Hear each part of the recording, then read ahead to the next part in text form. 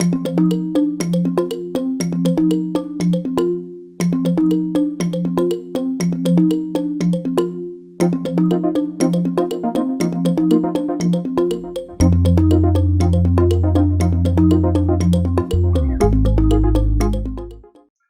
Entonces, ¿qué es innovación finalmente? ¿No? ¿Y qué es innovación en la administración pública entonces? ¿No?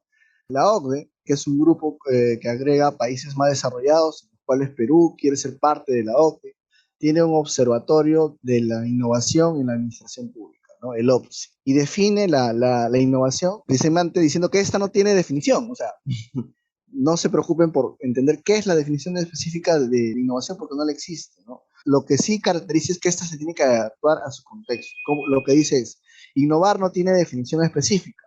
Tú lo sabes cuando lo ves, pero otros pueden estar en desacuerdo. O sea, tiene que ver con el contexto. Lo que significa que innovar para ti y en tu contexto puede ser diferente para otros, ¿no?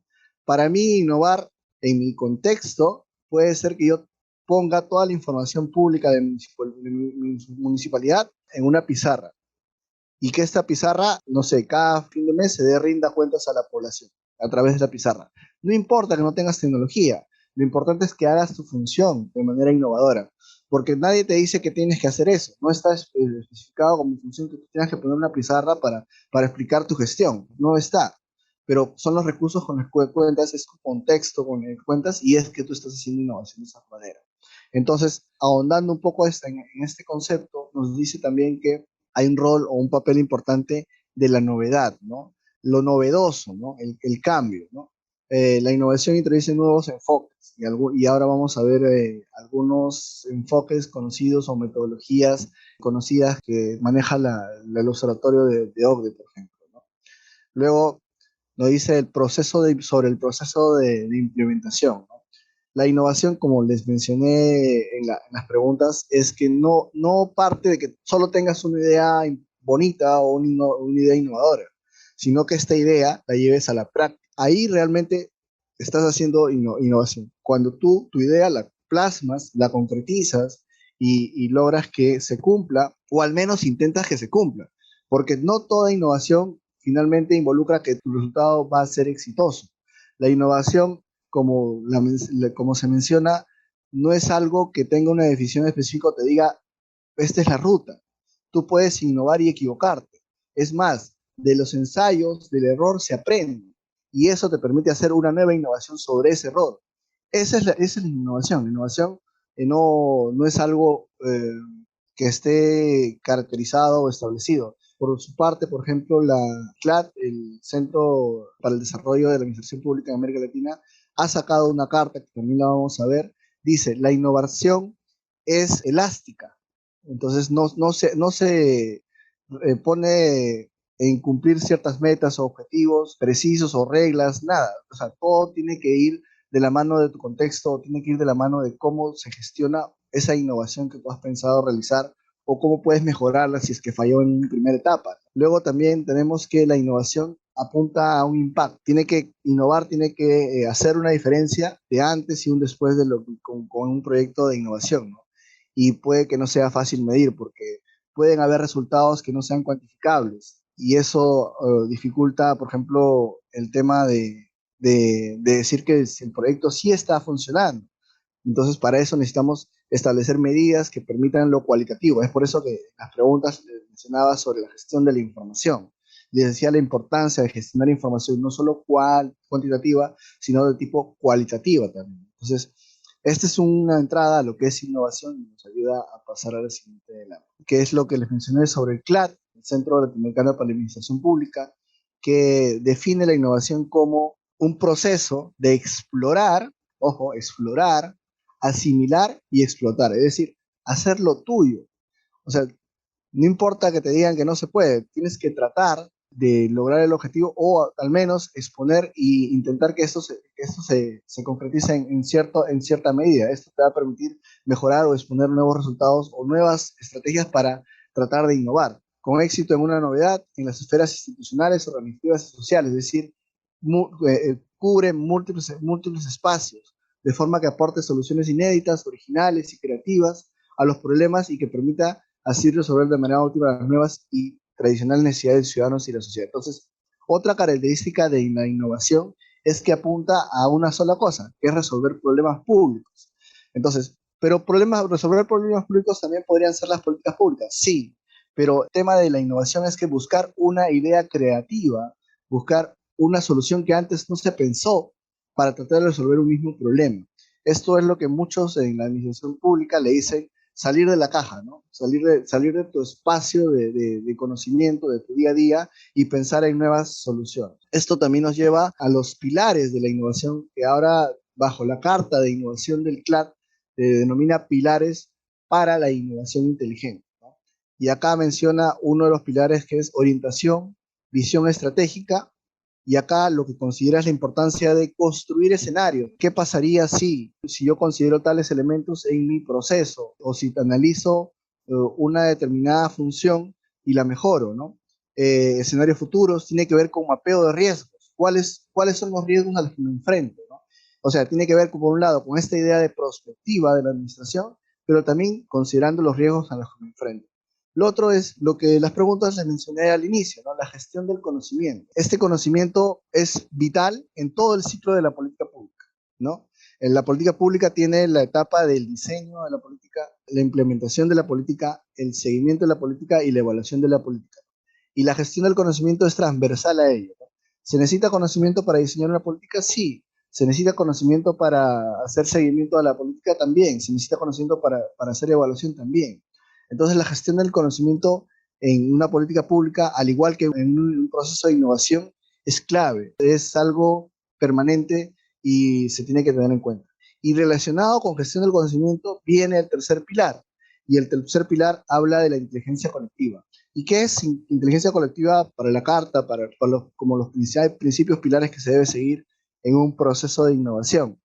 Tiene que ver con, en nuestras organizaciones muchas veces hay especialistas en distintos temas, ¿no? Y muchas veces ellos se desempeñan y pasó que lo cambiaron a una persona y nuevamente tenemos que tratar de entender su proceso y nos quita tiempo y nos limita en la propia gestión pública. Entonces apunta a ello, la inteligencia colectiva apunta a que el conocimiento tiene que ser transversal y colectivo, ¿sí? Entonces, y no solo a las personas, también a las instituciones, ¿no? Poder evidenciar lo que se ha hecho durante un periodo de gestión y que sirva para otro periodo de gestión es clave, pero que no se vea como algo de cumplir con informar lo que se ha hecho en una gestión, sino realmente tomar el compromiso y pensar en los que van a suceder a mi gestión. Y en esas personas que van a suceder a mi gestión van a tener al menos las guías o los documentos necesarios o el aprendizaje. Genial sería que si tuviéramos el punto de vista cualitativo, ¿no? Que diga una lista de entrevistas a los funcionarios responsables de un proyecto y que digan, no se pudo por tal motivo este proyecto, o este proyecto enfrentó tales situaciones porque entendimos que hay algunos limitantes, ¿no? Entonces, esa información es valiosa, ¿no? Entonces, ahí va el concepto de inteligencia colectiva. Y esto nos lleva a otro concepto relacionado hoy en día y que suena mucho, que es inteligencia artificial, ¿no? Ahora, esto tiene que ver con las tecnologías emergentes. ¿Por qué? Porque la inteligencia artificial es básicamente, se basa en ingreso de datos y el aprendizaje de esos datos. Y el reto hoy en día que plantea uno de los que desarrolla esta carta de innovación de América Latina es Charles Gamio. Charles Gamio es uno de los, digamos, teóricos más importantes en los temas de gestión pública y tecnología. Es español, politólogo, que ve estos temas y hace un énfasis en el tema de la inteligencia artificial porque se pone a pensar en cuál es el desarrollo futuro de la administración pública cuando los procesos puedan ser hechos bajo modelos o sistemas de inteligencia artificial. Y aquí la inteligencia artificial debe cumplir ciertos retos o parámetros, porque hay muchos temas éticos que se cuestionan hoy en día en inteligencia artificial. Entonces, toda esa forma de pensar la administración pública desde la inteligencia artificial, de ver las limitantes que puede haber con respecto a los temas éticos, como pueden ser los sesgos de género, que también se trasladan a los sistemas de inteligencia artificial, deben ser pensados y analizados para una gestión pública también innovadora. Y finalmente cierra estos cuatro pilares con un pilar importante que es el modelo democrático. Entonces habla de un modelo relacional democrático inclusivo, abierto y transparente, ¿no? Y este último pilar se relaciona con lo que desde el 2013 en adelante nosotros conocimos como el gobierno abierto. El gobierno abierto es una iniciativa de países, de 5 países inicialmente propuesta por Estados Unidos por el presidente Obama en el 2013, que luego el Perú se suma en el 2015 con el gobierno de Humala, que plantea la necesidad de tener un gobierno abierto, Estado abierto, hacia producir información y abrir la información al público. Y ayer mencionabas un poco de la importancia del concepto de los procesos abiertos, ¿no? No es solo los datos, no es solo la información que se abra a la ciudadanía, sino también que los procesos sean abiertos. Y el proceso abierto involucra que se generen espacios de participación para esto, que los he mencionado anteriormente, ¿no? Que el tema de la gestión de las políticas públicas, el ciudadano siendo parte de la administración pública. Y esto que en cierta forma es innovador porque el Estado está acostumbrado a generar políticas solo desde su espacio y le cuesta todavía aún incluir espacios más democráticos y participativos. Es más, algunas comisiones que existen en el Estado antes, hoy en día ya son mucho más abiertos, les costaba incluir el cambio de la participación de la empresa, el Estado, las organizaciones civiles, como partes de un comité, ¿no? O integrantes de un comité. Se ha avanzado mucho en eso en los temas de pueblos indígenas, por ejemplo, o en los temas de gobierno digital, ¿no?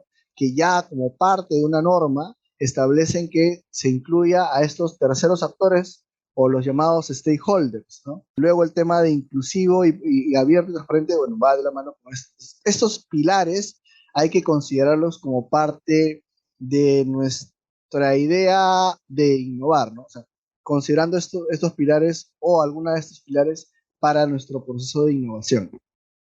Otra de las características que es necesario indicar es que un paraguas que para la innovación también tiene que ser el cumplimiento de los objetivos de desarrollo sostenible, ¿no? Buscar que mi organización cumpla con alguno de los objetivos de desarrollo sostenible de forma innovadora. Eso es como una nota adicional a considerar que también lo establece esta carta, que también lo establece iniciativas que buscan ello a nivel nacional y a nivel internacional también, ¿no? Esto nos lleva a pensar en algún modelo de innovación. Y cuando nosotros hablamos de modelo de innovación, les mencioné que una de las organizaciones que viene incentivando el desarrollo de la innovación en la administración pública es la OSD, y la OSD tiene este modelo, ¿no? Para ellos la innovación parte por lo que es característico de la innovación, que es lo novedoso, la idea de cambio. Pero esta idea de cambio que afecte al contexto y que este contexto que es afectado por la innovación se vea dotado de algo más, y ese algo más es el valor público. Generar valor público también es un objetivo del proceso de innovación. Entonces, dentro de la administración pública hoy se caracteriza por llevar valor público hacia los ciudadanos. Entonces, plantea este modelo y nos presenta una especie de rombo, ¿no? En los cuales ahí vamos a ver que hay cuatro lados del rombo, ¿no? Y por un lado dice dirigido y hacia abajo dice no dirigido, y por otro lado, por la parte horizontal tenemos certeza e incertidumbre. ¿Cómo entendemos este cuadrito? Primero, uno tiene que ver con la direccionalidad de cómo se establece la innovación. Si nosotros decimos que nuestro proceso de innovación es dirigido, quiere decir que este proceso de innovación parte por una iniciativa desde el lado público, desde nuestro rol como funcionarios, ¿no? Nosotros decidimos innovar y vamos a hacer un proceso de innovación. Entonces nosotros desde arriba hacia abajo nos interactuamos con los que serían los usuarios o beneficiarios finales, los ciudadanos. Y por otro lado, enfrenta el reto horizontal. Este reto horizontal que enfrenta la innovación es el grado de certeza o incertidumbre que puede haber en llevar a cabo una innovación. ¿Por qué? Por eso lo que les mencioné anteriormente, ¿no? No necesariamente todo proyecto de innovación termina en un impacto o resultado positivo, ¿no? Que el aprendizaje es parte también del proceso de innovación. Equivocarse es bueno cuando estás haciendo procesos de innovación, porque en equivocarse tú identificas fallas o algo que erraste en tu proceso y te permite rediseñar el proceso, ¿no? Y esto que también mencionan como mejora continua, ¿no? Entonces, hay estos dos ejes. Por un lado, el vertical de quién innova, y por otro lado el grado de certeza e incertidumbre en el proceso. La innovación también en el lado, vertical puede venir desde las organizaciones que influyen en un proceso o una idea creativa que luego es adoptada por el gobierno. Entonces, estos cuatro horizontes que nos plantea el modelo es interesante. Entonces, el modelo nos habla de que también la innovación tiene que ser multifacética, pasar por muchas fases o considerar muchas fases. Y es así que, de alguna forma, la OPSI, el Observatorio de Innovación Pública de la OCDE, categoriza estos tipos de innovación que lo podemos mencionar, ¿no? Habla de una innovación, por ejemplo, orientada a la mejora. Cuando nosotros hablamos de una innovación orientada a la mejora, estamos hablando de que nuestra organización tiene que ser eficaz y eficiente en nuestros procesos y servicios. Y esto de poder hacer eficiente un servicio o un proceso está más del lado de la certeza, ¿no? Porque es mucho más controlable, por ejemplo. Entonces, cuando hablamos de una innovación orientada a la mejora, partimos de la pregunta, ¿cómo podríamos mejorar X? Y X viene a ser un servicio, un proceso, ¿no? Y ahí nos dice, no se trata de cuestionar qué se está haciendo, ¿no? Sino de cómo se hace y qué se puede hacer de otra manera y con suerte mejor, ¿no? Cómo mejorar el rol o las acciones que tenemos dentro de nuestras organizaciones. Y este modelo o tipo de innovación es mucho más fácil de enfocar, ¿no? Porque lo tenemos a la mano, ¿no? Hay una frase que dice, la importancia de las innovaciones que no tienen que ser grandes, ¿no? Pueden ser innovaciones pequeñas. Y ahí dicen la revolución que puedes lograr con lo poco. Antes de la pandemia solía haber muchas organizaciones, universidades o centros que en las escaleras, por ejemplo, ponían cuánto reducías de calorías al subir cierto número de escalones, ¿no? Y eso se ponía si subías 10 pisos, posiblemente habías reducido mayor número de calorías, ¿no? Y eso apuntaba a mejorar, por ejemplo, la salud física de los trabajadores o a usar menos los ascensores, ¿no? Entonces, hay cosas que se pueden hacer con poco y solo necesitas una idea que logre ello, ¿no? La innovación no tiene que ser algo tan extraordinario. Por ejemplo, el uso de los ecógrafos, ¿no? Por ejemplo, los niños en Inglaterra tenían miedo a entrar al ecógrafo. El ecógrafo es esta caja, perdón, las máquinas de resonancia magnética. Estas cajas que tú sientes que entras en un tubo y suena, encima suena fuerte. Y imagínense a un niño en esa situación. Entonces un médico junto con psicólogos trabajaron y hicieron que este ecógrafo fuera una especie de, de nave. Entonces diseñaron el ecógrafo de tal forma, hicieron gráficos, generaron todo un escenario en la zona donde se hacían las resonancias, perdón, y los niños ahora tenían otra visión distinta de entrar al ecógrafo, ¿no? Pensaban que estaban entrando a una nave y se emocionaban y ya era mucho más fácil controlar a los niños ante el ruido, no le decían el ruido, no, es que estás entrando en una zona peligrosa y nos están atacando, ¿no? Entonces el niño ya se controlaba y podía hacer uso de los ecórofos. Ideas tan, si quieren, puede parecer graciosas en su momento, pero han servido, ¿no? Y sirven para innovar dentro de un espacio. Otro tipo de innovación que nos menciona es la innovación orientada a la emisión, ¿no?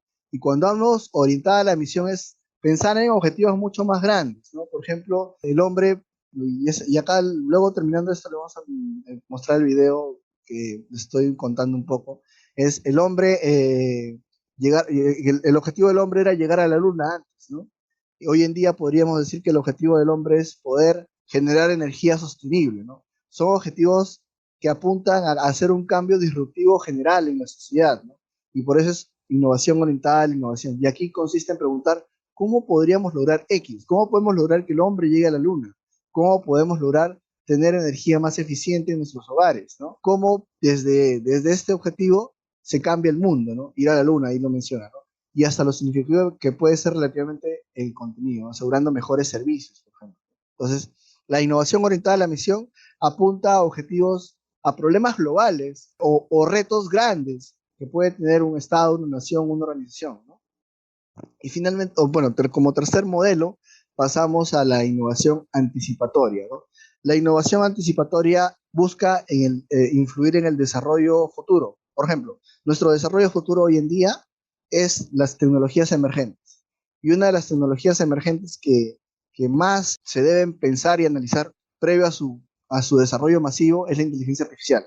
Les mencioné el tema de los datos, ¿no? Porque puede haber computadoras que hagan porque la computadora en inteligencia artificial aprende y puede aprender conductas y también defectos de las personas, ¿no? Entonces, eso que se traslade a una inteligencia artificial realmente genera sesgos, ¿no? Sesgos que pueden ser sesgos de género, sesgos racistas. Entonces, ese es un reto a enfrentar. Entonces, ahí apuntas a la innovación anticipatoria. Todo aquello está relacionado principalmente con la tecnología, ¿no? Y acá dice, de alguna forma, la metodología dice, la pregunta es, ¿cómo podrían las posibilidades emergentes, cómo podrían las tecnologías, ahí está un poco más traducido, las tecnologías emergentes cambiar fundamentalmente X o cómo debería ser, ¿no?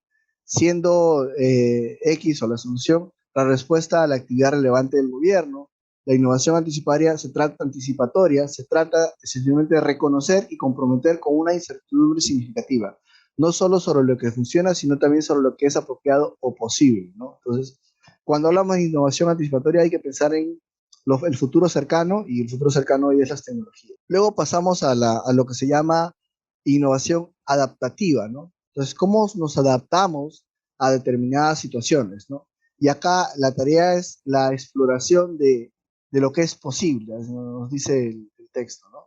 Y dice, por ejemplo, el uso de las redes sociales. Antes las redes sociales eran usadas al inicio principalmente como un espacio de comunicación, interacción, ¿no? Hoy en día las redes sociales se adaptan a los gobiernos y los gobiernos usan las redes sociales. Las redes sociales en su inicio no eran usadas por los gobiernos, ¿no?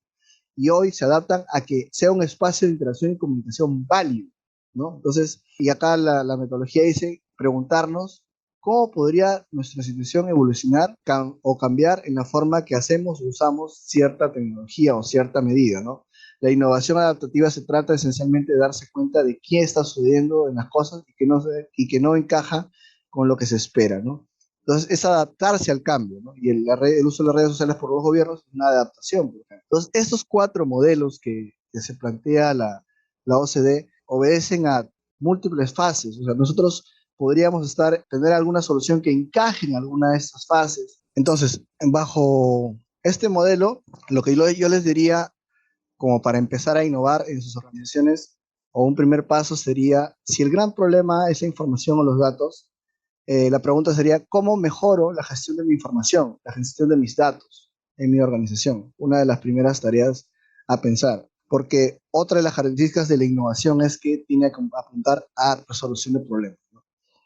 Entonces, esta es una metodología de la OECD, que no es la única.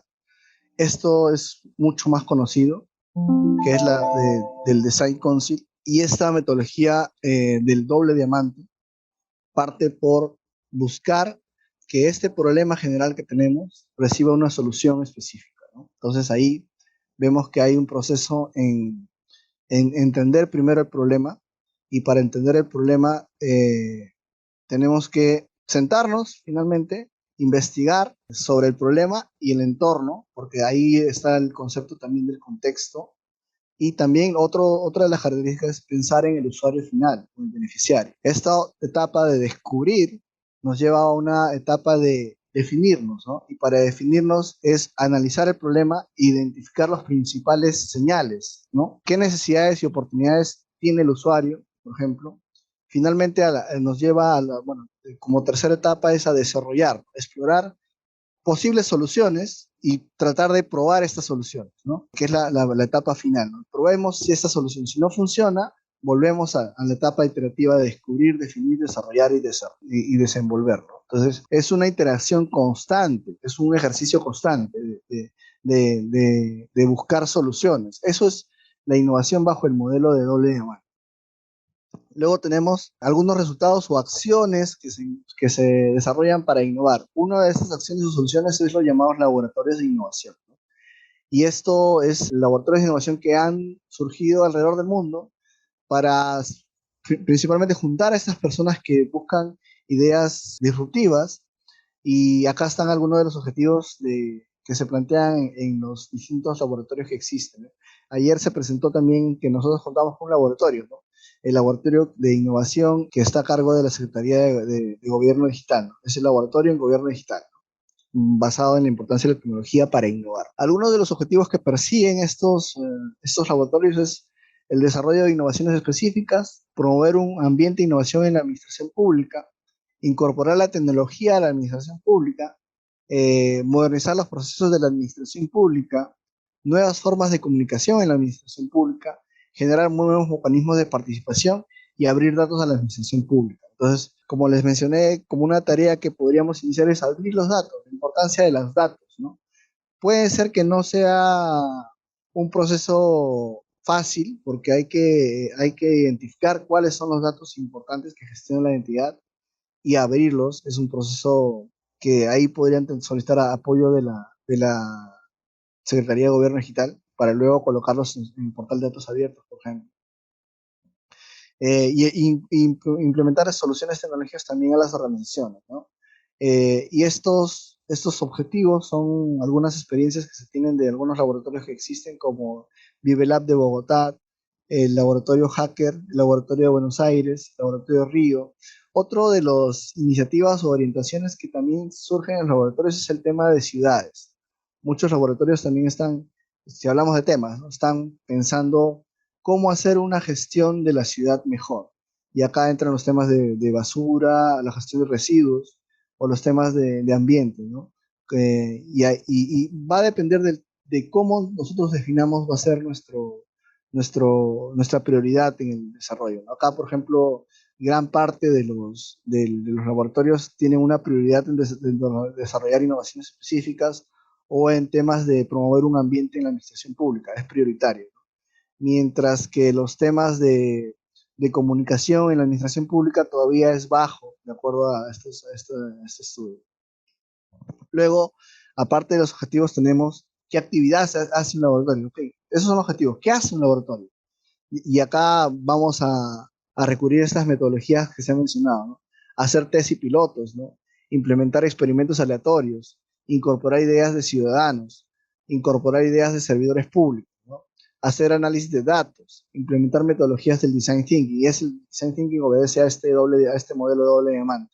Implementar metodologías de diseño centrado en el humano, desarrollar aplicaciones móviles, desarrollar software, actividades de formación de agencias públicas, es decir, cómo poner prioritario algunos temas dentro del espacio público, fomentar redes al interior del gobierno y fomentar redes externas, ¿no?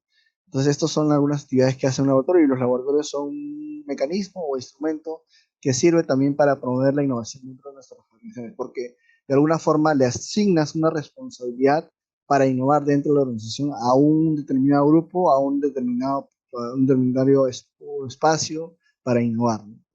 Luego tenemos los sandbox regulatorios como otra experiencia de instrumento. ¿Qué es un sandbox regulatorio? Esto se toma de la idea de caja de arena. Sandbox es caja de arena. Imagine un niño en la playa jugando y construyendo castillos de arena, ¿no? Bajo esas lógicas se parte, bajo esa idea esa imagen, que el niño construye, que el niño prueba, intenta hacer algo, ¿no? Entonces el marco regulatorio, el sandbox regulatorio busca eso, ¿no? Busca innovar dentro de la regulación, buscar espacios para innovar, establecer algunas flexibilidades para que se innove en la regulación. Por ejemplo, las fintech, que es donde surge también el modelo Sandbox. Las fintech son empresas de innovación precisamente en los temas financieros usando tecnología. Seguro han escuchado de algunas empresas que hacen cambio de dólar a soles a través de plataformas. Y lo tradicional era nosotros ir a una tienda de cambio, ¿no? Hoy en día eso tú lo puedes hacer a través de plataformas, ¿no? Y también tienes plataformas de financieras que usan tecnología para brindarte información sobre, por ejemplo, préstamos, qué entidad te presta a una tasa más baja, o compara a AFPs, y una de estas muy conocidas es comparabien.com, ¿no? Que lo tenemos aquí. Entonces, todas estas soluciones que surgen en el campo financiero no tienen una regulación precisa.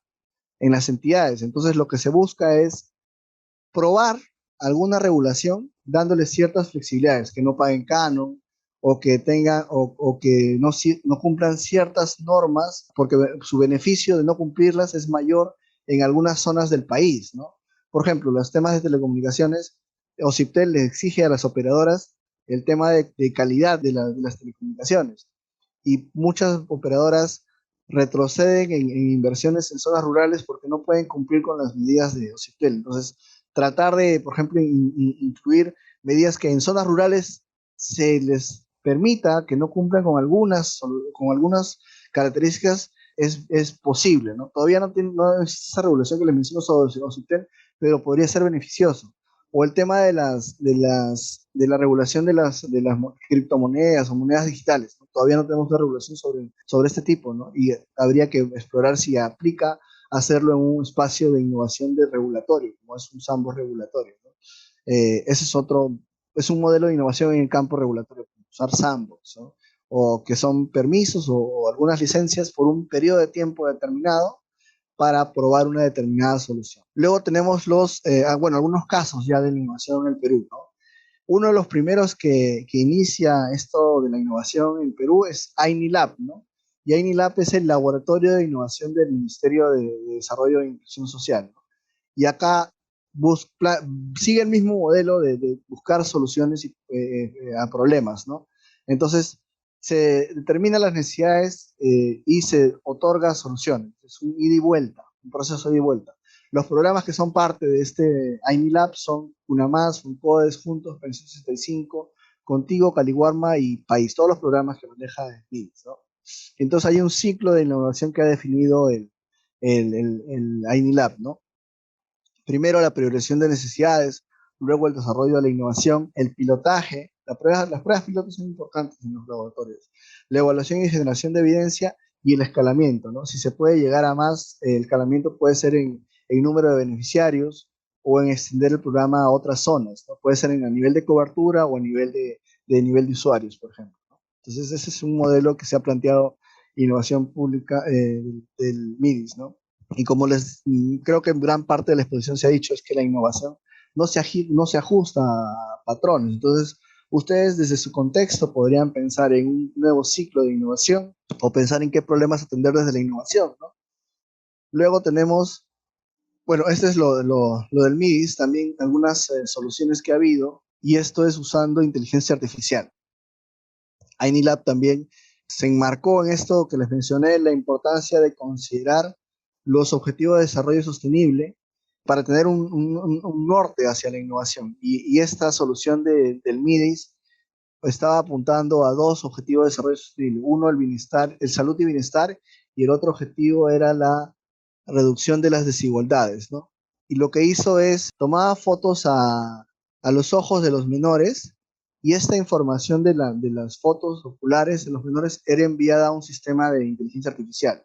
Y ese sistema lo que hace es procesar imágenes de personas que tienen anemia o nivel de hemoglobina bajo, anemia, comparar con las fotos que se les enviaba. Entonces determinaba la presencia o no presencia de anemia en ciertos menores, ¿no? Esa es una innovación que se hizo. Otra es, otro espacio de innovación que se cuenta en el país es en Minedulab, ya es en el campo de la educación, ¿no? Es otro laboratorio de innovación que otra vez considera también el ciclo de políticas porque se innova en el diseño, implementación y evaluación de innovaciones constructivas para reducir la política educativa, orientada a la política educativa para mejorar intervenciones y la importancia de la generación de evidencia, ¿no? Recuerden que en este proceso de innovación los datos, la evidencia, es un pilar clave e importante, ¿no? Entonces, Mineulab también ha sido ganador de varios premios, igual que el Laboratorio de Innovación del MIDIS, ¿no? Luego tenemos que en base a estas experiencias, la Secretaría de Gestión Pública, la SGP, que es otro espacio dentro de PSM, hizo una guía de buenas prácticas en la innovación pública. Y para esta guía definió tres espacios y preguntas para desarrollar un proceso de innovación pública en la administración pública. Uno es la identificación del problema, y ahí se pregunta cómo formular el problema, o te da las guías para cómo formular el problema se enmarca en la misión, qué información tenemos, entonces Luego hay otra etapa de conceptualización y experimentación, y aquí las preguntas es cómo generar propuestas o cómo probar una propuesta, y acá apunta al pilotaje. Y luego la tercera parte o etapa es la implementación de la solución, cómo conseguir apoyo, cómo ejecutar la solución y cómo afrontar los retos. Y finalmente una etapa de evaluación, y acá se pregunta qué pasa si me equivoco o cómo definir lo aprendido. Entonces, lecciones que tenemos es enfocarnos en el problema, la importancia de generar evidencia, en la importancia de generar pilotos. Cuando yo tengo una innovación, no necesariamente tiene que tener un éxito. Puedo equivocarme, en base al éxito aprender. Gobierno del Perú. Bicentenario del Perú, 2021.